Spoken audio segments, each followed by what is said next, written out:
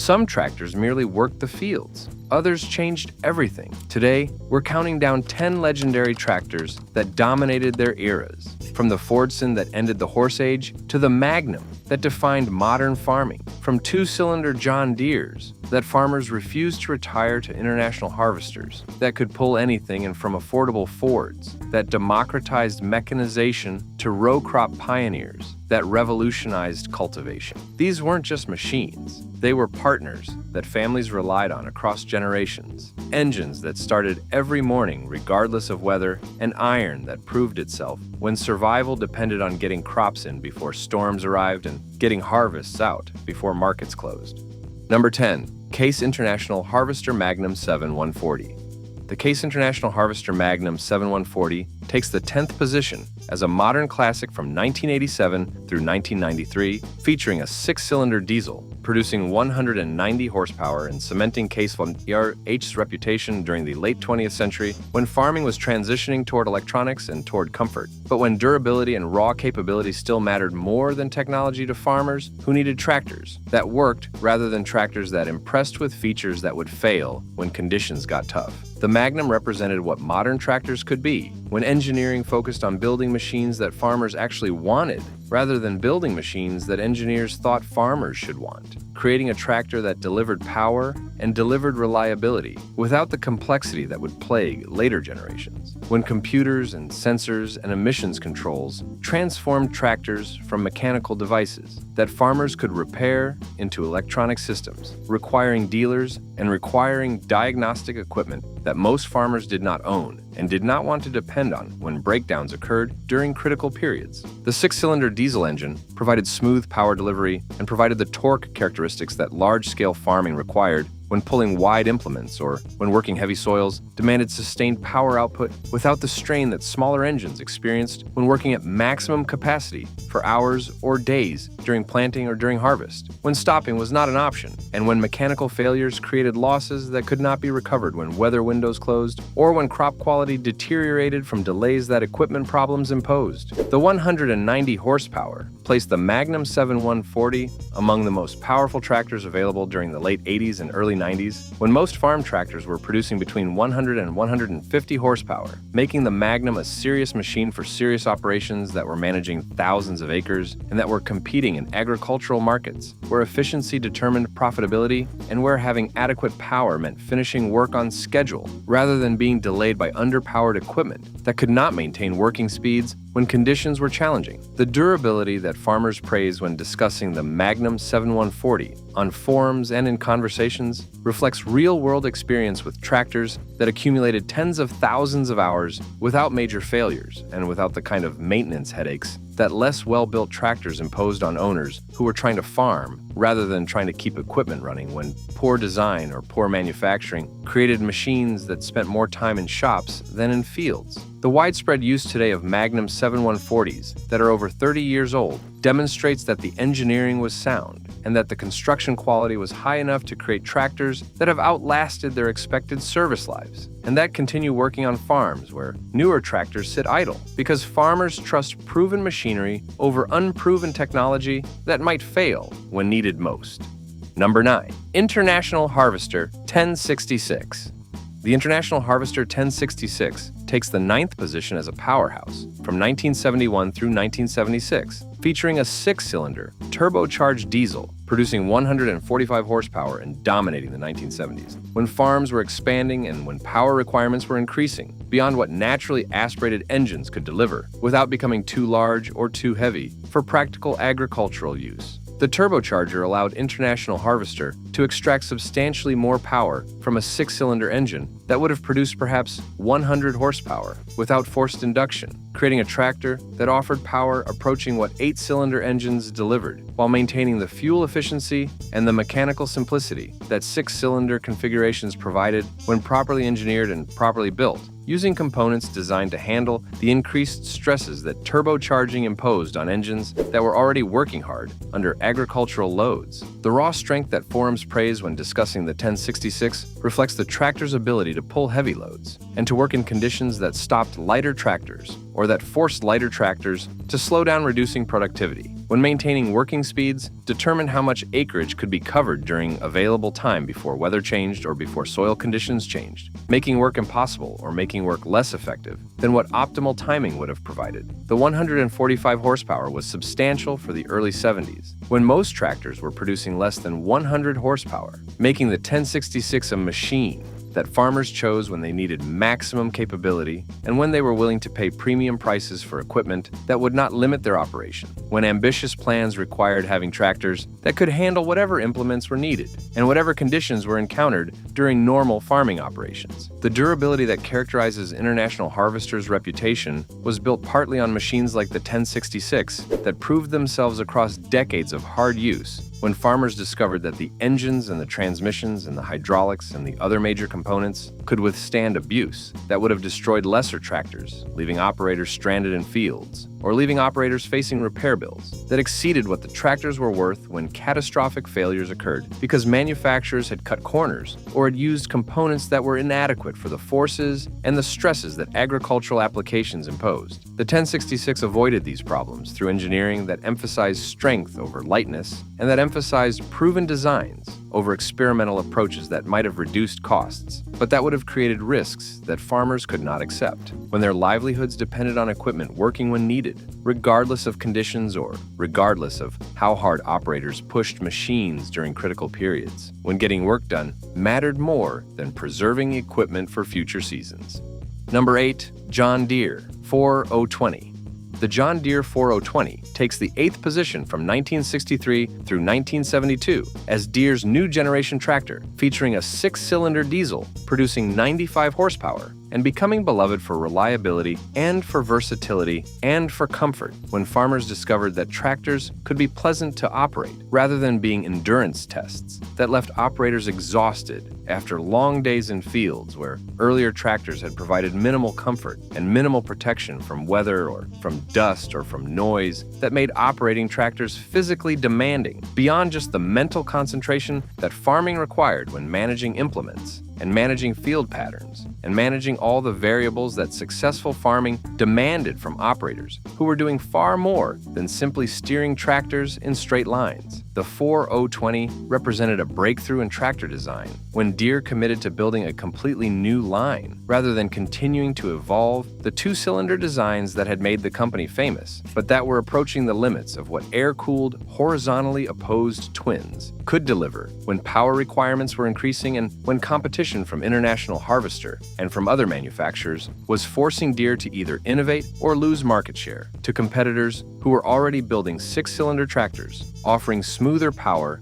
and offering better fuel efficiency than what Deere's traditional engines could match. The 6-cylinder diesel provided smoothness that 2-cylinder engines could not approach when firing intervals and when reciprocating masses created vibrations that characterized Deere's earlier tractors, and that created the distinctive sound that Deere enthusiasts loved, but that also created fatigue and created harshness that operators tolerated rather than enjoyed when spending entire days on tractors that shook and that made noise levels that would be considered unacceptable in modern equipment, where cabs and where sound insulation and where other refinements have made operating tractors almost comfortable compared to what earlier generations experienced when farming. The 95 horsepower was competitive with what other manufacturers offered during the mid-60s, when International Harvester and Allis-Chalmers and Massey Ferguson were all building tractors in similar power ranges, creating a marketplace where specifications mattered and where farmers compared options carefully before making purchases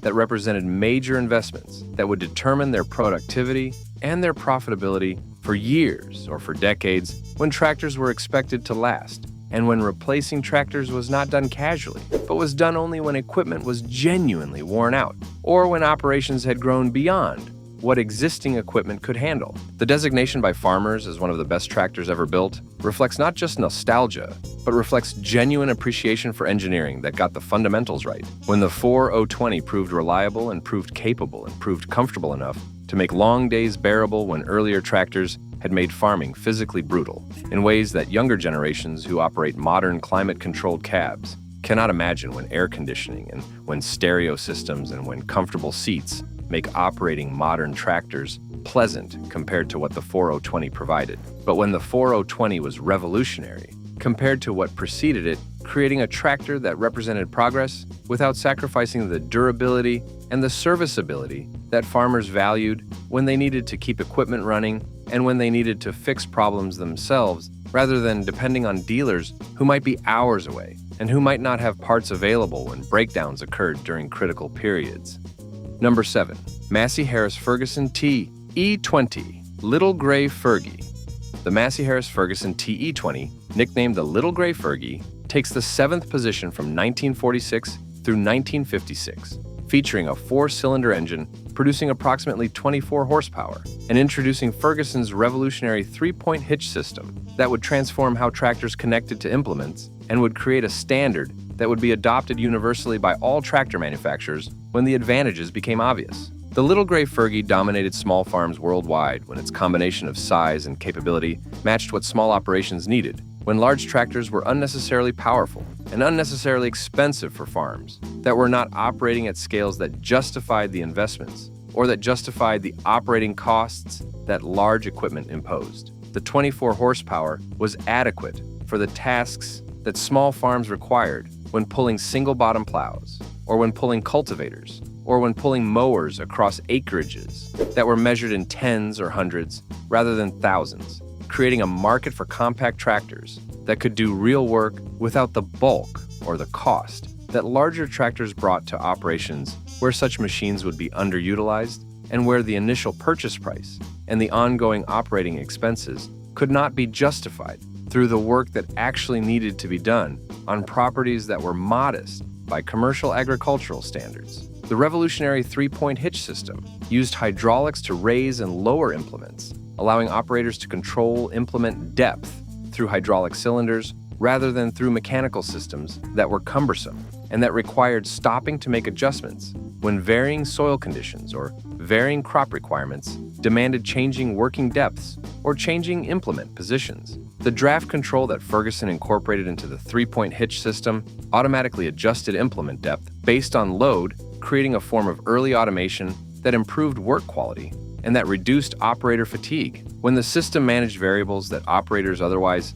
had to manage manually through constant adjustments and through constant attention to how implements were working when soil conditions changed or when slopes changed, requiring different depths or different settings, that the Ferguson system handled automatically through elegant mechanical hydraulic integration that was sophisticated for its era and that remains conceptually sound even in modern tractors that use electronics and computers to accomplish what Ferguson achieved through purely mechanical means that were robust and that were reliable when electronic systems that would dominate later generations were still decades away from being practical or affordable for agricultural applications. Number 6. Ford 8N. The Ford 8N takes the 6th position as the best-selling tractor of its time from 1947 through 1952, with over 524,000 units sold, and becoming famous for affordability and for the Ferguson 3-point hitch system that Ford incorporated through a handshake agreement with Harry Ferguson that would later dissolve into bitter litigation when the partnership ended and when Ford wanted to continue building tractors using Ferguson's patents without paying royalties that Ferguson demanded as compensation for the innovations that his 3-point hitch represented. The 8N represented Henry Ford's vision for bringing mechanization to small farms and to family operations that could not afford expensive equipment, but that needed tractors if they were to remain competitive, when neighbors who mechanized could farm more efficiently and could produce more with less labor, making it increasingly difficult for farms using horses to compete economically when costs per acre and when labor requirements favored mechanized operations that were gaining advantages that would eventually force most horse-powered farms out of business or force them to mechanize when the economic pressures became impossible to resist. The 4-cylinder gasoline engine producing 27 horsepower provided adequate power for small farm tasks while keeping fuel consumption reasonable and keeping maintenance requirements simple when farmers needed equipment that they could service themselves using basic tools and using readily available parts, rather than requiring specialists or requiring dealer support that added costs and added delays that small operations could not absorb when breakdowns occurred and when getting equipment running again needed to happen quickly without extensive downtime. That would disrupt farming operations that were timed around weather and around crop needs that could not be delayed without consequences. That affected yields and affected profitability when margins were thin and when every bushel mattered to families who were farming to survive rather than farming as hobbies or as lifestyle choices that wealthier individuals might pursue without depending on farm income for their livelihoods. The affordability that characterized the 8N made mechanization accessible to farms that had been unable to justify tractor purchases when earlier tractors cost more than what small operations could finance or could pay from modest operating revenues. Number 5. John Deere Model A. The John Deere Model A takes the 5th position as Deere's most popular row crop tractor from 1934 through 1952, featuring a 2-cylinder gasoline engine producing approximately 25 horsepower and becoming beloved for the adjustable rear tread that made it versatile for different crops. When row spacing varied and when farmers needed tractors that could adapt to corn and to cotton and to other crops that required different wheel spacings for avoiding damage when cultivating between rows where plants were growing and where tractor wheels needed to pass without crushing stalks or without disturbing root systems. The Model A represented Deere's response to international harvesters Farmall and to other row crop tractors that were taking market share from Deere during the 1930s, when the company's focus on general-purpose tractors left vulnerabilities when specialized row crop designs offered advantages that general-purpose tractors could not match, regardless of how well those general-purpose machines were built,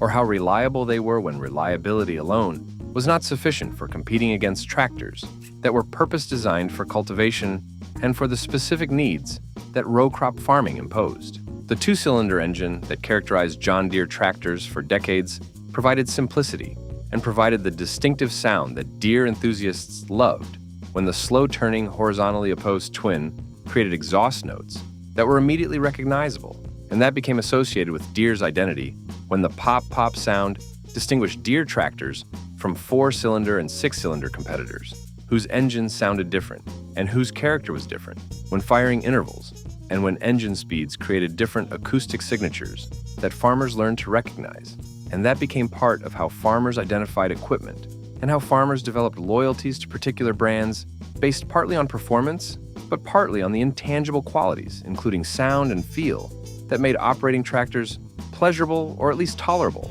when spending entire days on equipment that became familiar and that became trusted when reliability was proven across seasons and across years of hard use. The adjustable rear tread allowed farmers to change wheel spacing to match row widths that varied by crop and by region, when corn rows might be 30 inches or 40 inches apart, and when cotton rows might be different, and when other crops had their own spacing requirements, making a single tractor more versatile and making a single tractor more valuable when it could serve multiple purposes, rather than being limited to single crops or being limited to fixed spacing that worked for some applications but not for others, when crop rotations or when market conditions forced farmers to grow different crops across seasons or across years, when agricultural economics changed, and when flexibility in equipment meant being able to respond to opportunities or to necessities without having to purchase specialized equipment for every crop or for every application that farming presented during normal operations. Number 4. Allis-Chalmers Model WC. The Allis-Chalmers Model WC takes the 4th position from 1933 through 1948, featuring a 4-cylinder gasoline engine, producing 22 horsepower, and becoming one of the first tractors widely available on credit-making mechanization, accessible to farmers who could not pay cash for equipment, but who could manage monthly payments when financing transformed tractor purchases from impossible dreams into achievable goals for families who were farming modest acreages and who were earning modest incomes that could support debt service, but that could not support the large cash outlays that purchasing tractors had previously required when manufacturers and dealers demanded payment rather than offering the financing that automobile dealers had already pioneered, and that tractor manufacturers eventually adopted when they recognized that expanding markets required making equipment accessible to buyers who wanted to mechanize but who lacked the capital for making major purchases without borrowing. The affordability and reliability that characterized the WC created a tractor that farmers trusted and that farmers could justify purchasing when the combination of reasonable price and proven performance reduced the risks that equipment purchases always involve, when buying machinery meant committing substantial resources to tools that needed to work and that needed to last, when failures would create financial hardships that farming families could not easily absorb, during eras when safety nets were limited, and when farms failed regularly, when drought or when low prices or when equipment problems created losses that could not be recovered. The WC provided a middle ground between expensive larger tractors and inadequate smaller tractors, giving farmers a machine that was powerful enough for real work without being so expensive or so large that small operations could not use it effectively when fields were modest, and when tasks were varied, and when versatility mattered as much as raw power. The four-cylinder engine provided smoothness that two-cylinder engines could not match, while maintaining simplicity that kept maintenance requirements reasonable and kept fuel consumption acceptable when operating costs mattered to farmers who were watching expenses carefully and who needed equipment that was economical to run even when purchase prices represented significant investments that would take years to recoup through the productivity gains and through the labor savings that mechanization provided, when tractors replaced horses and when one tractor could do work that multiple horse teams had previously done while requiring less daily care and requiring less feed than horses consumed when animals needed to be maintained year-round, regardless of whether work was available, creating costs that tractors eliminated by not requiring feeding when idle and by not requiring the daily attention that livestock demanded from farmers who had enough work without adding animal care to their responsibilities. Number 3. Farmall Regular. The Farmall Regular takes the third position from 1924 through 1932, featuring a four-cylinder gasoline engine producing approximately 20 horsepower and introducing the row crop design that would dominate American farms by allowing versatile cultivation when the high clearance and the narrow front end and the tricycle configuration created tractors that could work between crop rows without damaging plants and without limiting visibility when operators needed to see row markers or needed to guide implements precisely between rows where errors would destroy crops and would reduce yields, making precision essential when cultivation determined whether weeds would be controlled and whether crops would thrive, or whether poor cultivation would allow competition from weeds that would reduce productivity and would reduce quality when harvest time arrived. The International Harvester Company developed the Farmall specifically for row crop work, after recognizing that general-purpose tractors were not ideal for cultivation when ground clearance was insufficient, and when maneuverability was limited, and when visibility was compromised by designs that had been developed for plowing and for other tasks where precision between rows was not required, and where the compromises that general-purpose designs involved were acceptable. The row crop design that the Farmall pioneered would be copied by every major tractor manufacturer when the advantages became obvious, and when farmers demonstrated through their purchasing decisions that row crop tractors were what they wanted for the cultivation work that consumed substantial portions of growing seasons, when weeds had to be controlled through mechanical cultivation before herbicides became available and before no-till. Farming eliminated cultivation from many operations that now rely on chemicals rather than on steel for managing weeds and for managing soil. The 20 horsepower that the Farmall Regular provided was adequate for the tasks that cultivation required when implement widths were modest and when working speeds were slower than what modern farming achieves through wider equipment and through faster tractors that can cover more acres per hour when time is valuable and when weather windows are limited, requiring completing work quickly before conditions change, making work impossible, or making work less effective than what optimal timing provides. The Farmall's dominance during the late 20s and early 30s reflected how well International Harvester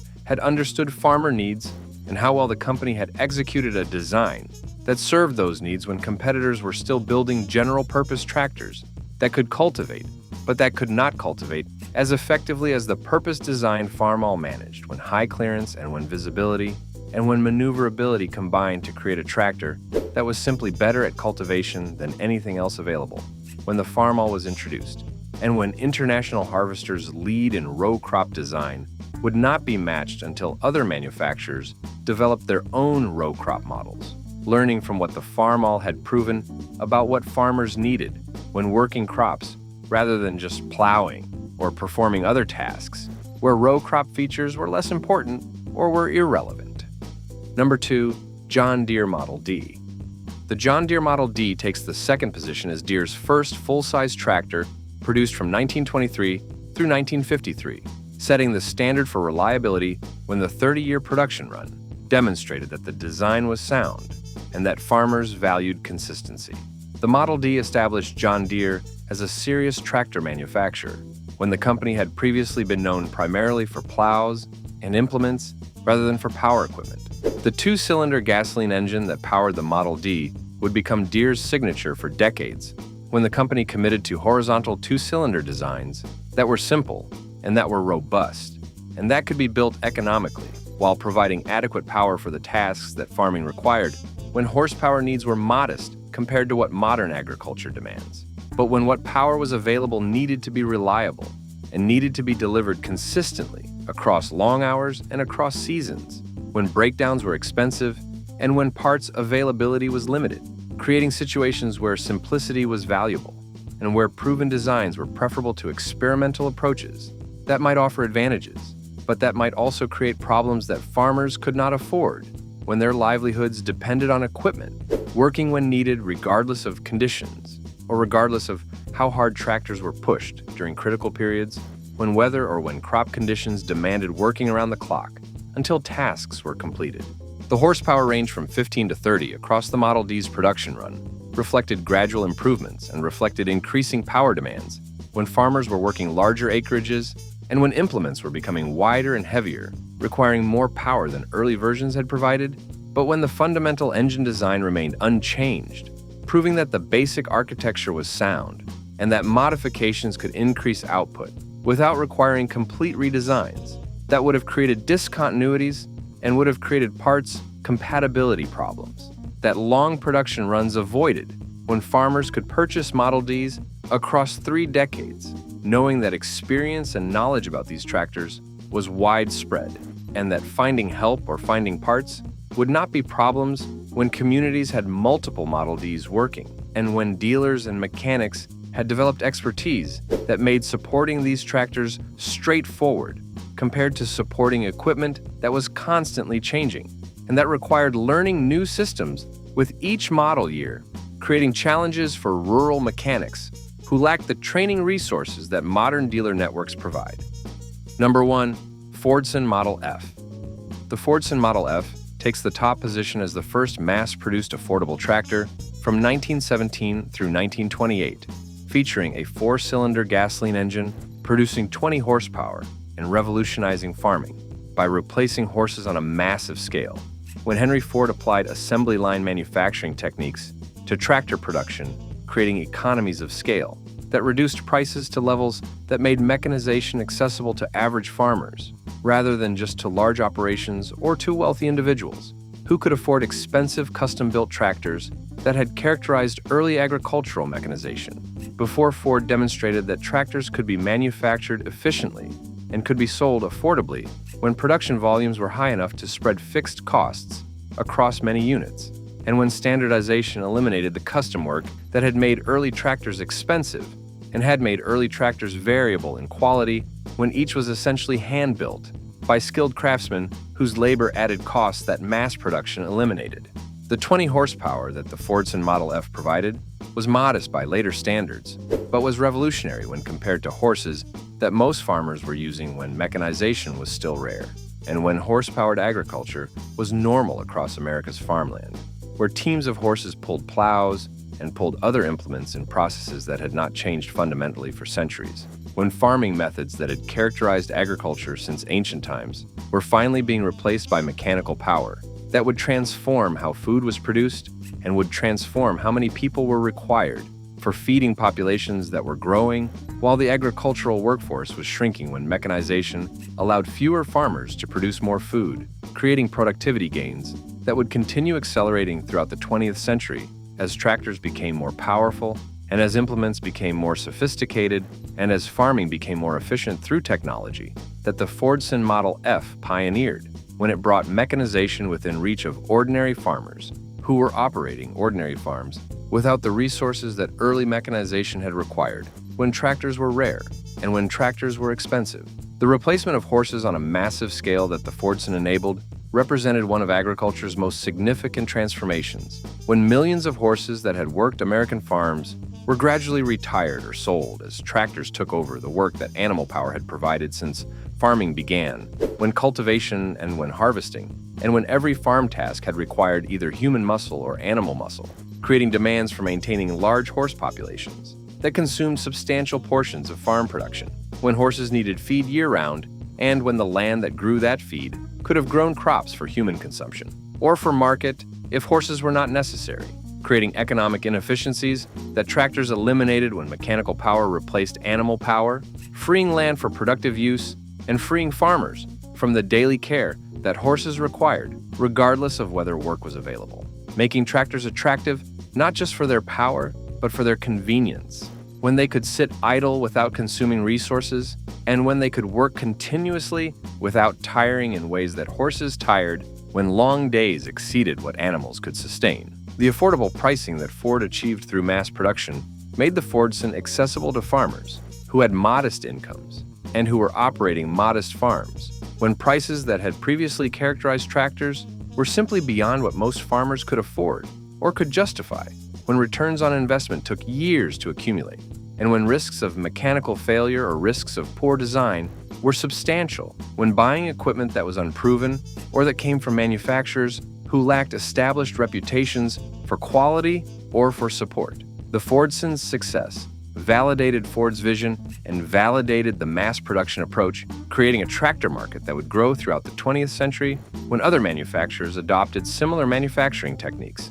and when competition drove continued improvements and drove continued price reductions, making mechanization universal across American agriculture. By mid-century, when horses had almost completely disappeared from working farms, and when tractors of all sizes and capabilities were available serving every agricultural application, from small gardens to vast commercial operations that were producing food for domestic consumption and for export markets that depended on American agricultural productivity that mechanization had enabled. These 10 legendary tractors weren't just machines, they were trusted partners across generations. From the Fordson that ended the horse age to the Magnum that defined modern farming, from Farmalls that revolutionized cultivation to John Deere's that set reliability standards, these tractors proved themselves when it mattered. Which would you want in your shed today? Share your thoughts below and subscribe for more stories about the machines that built American agriculture.